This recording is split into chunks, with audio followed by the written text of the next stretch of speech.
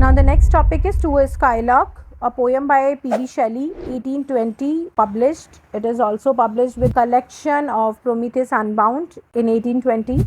This poem was inspired by his evening walk with his wife Mary Shelley in Italy at a very beautiful place where he encounters with the skylark and heard its song for the first time. So he was inspired, and Mary Shelley described the event to him again so that he can create a beautiful poem on it after the evening. Another inspiration was John Keats' To a Nightingale. This poem is written in trochaic triameter, and then from the fifth line it is iambic hexameter, also known as Alexandrine lines. The total number of lines for the poem is 105. It's a long narrative poem where he has used different meters. So it begins with the trochaic meter, and later he used iambic pentameter, that is Alexandrine lines, for this poem. This poem is divided into 21 stanzas, and every stanza is of 5 lines.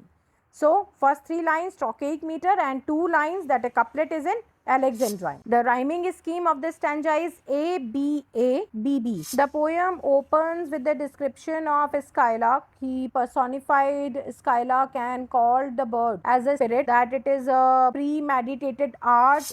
She has the premeditated art the skylark has, and that is what she is executing with the voice. And when she flies in the sky, she looks like a cloud of fire because of the color and the joy this bird has while flying in the skies. It is sky in the purple evening like a star of heaven, because it looks very different from the other birds. It has a natural beauty, and he said that song of a skylark is a series of similes.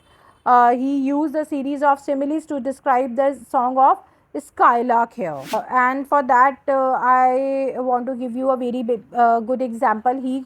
The song was compared to the moonbeams which spread out from behind a cloud, like when a moon is behind the cloud and the beams are spread there in the whole sky. He compared the songs like light in the darkness, he called it. He has also compared the skylark with a poet.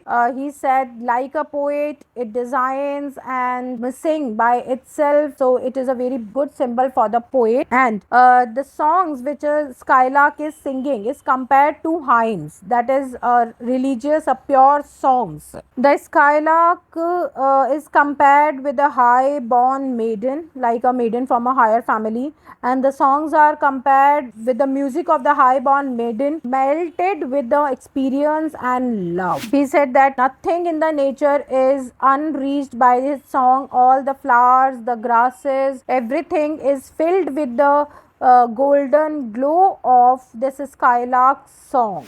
He called the joy, spirit, the freshness of the song as it is an unquenchable love, an unreachable, unbreakable love which a skylark is spreading through its singing or through its song. The songs are very deep and clear, and skylark is not troubled by death as the mankind is, because like John Keats called this nightingale immortal spirit. Similarly, he also called skylark as immortal spirit. He said, by the song, which is like a crystal stream, a very clear, very fine, she will be that bird will be immortal always, because like mankind decays and his history deleted, become unrumored after a time, but the song of a skylark cannot face such thing, because it is crystal stream. It's a very crystal clear song. It's a something which can put anyone's mind with the joy and spirit.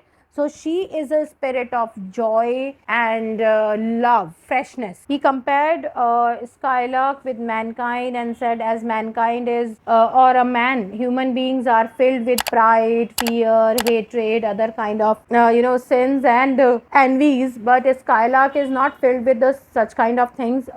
She has a skill, she has a treasure of her sound, of her voice, and that is making skylark spiritual and eternal.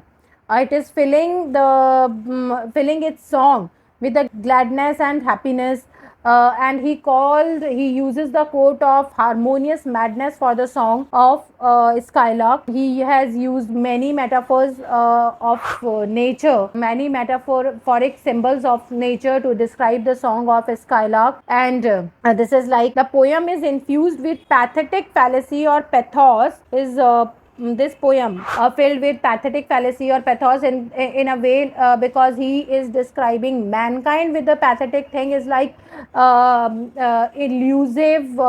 They are filled with the elusive quest. They are filled with the illusion. Their minds are filled with the questions which does not have any kind of directions or path to discover themselves. But the Skylark song are crystal clear. They are beamed, like they have a direction, they have a sound, they have a light in itself, and it can make anyone transcend into experiences. So this is all metaphors he have used, and most important lines he will be given to you. Thank you.